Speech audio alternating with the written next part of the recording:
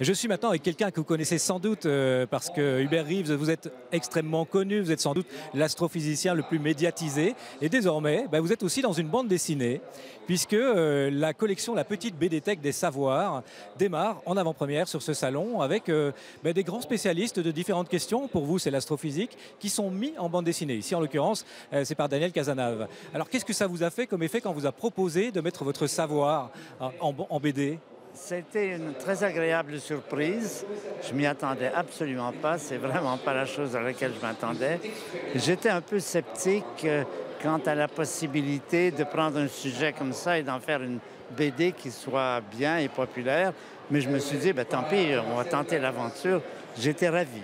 Vraiment, quand j'ai vu le travail terminé, je ne m'attendais pas à quelque chose d'aussi bien.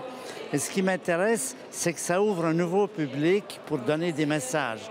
Par exemple, cette bande dessinée, elle a une certaine implication écologique. Eh bien, il y a des gens qui ne lisent pas, qui ne regardent pas au cinéma et qui lisent des bandes dessinées.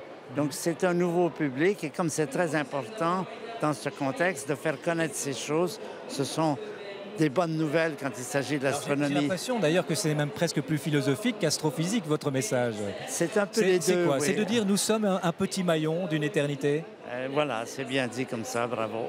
C'est très bien. C'est ça que vous vouliez faire passer? C'est un peu montrer ce que la science nous apprend de positif sur notre existence dans ces temps de dépression, ça va mal, les humains ne font que des bêtises, etc.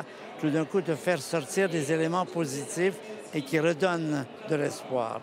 Donc, c'est un peu comme vous avez dit, un petit maillon d'éternité, non? Comment vous avez dit? Oui, c'est ça. Oui. Vous êtes un nouveau sage, en fait. Ça, je ne sais pas, c'est autre chose. Est-ce qu'il faut, justement, pour être un sage aujourd'hui, d'abord connaître? Est-ce que le savoir reste quelque chose d'extrêmement important dans notre société? Certainement, c'est certainement pas la seule condition. Il y a des gens qui savent beaucoup et qui sont pas sages. Il y a des sages qui savent rien. Mais c'est sûr que les combinaisons des deux peut être utile, oui. Voilà. Merci beaucoup Hubert Reeves. Je rappelle donc la petite BD-Tech des Savoirs, paru au Lombard. Il y a déjà 4 albums qui sont là.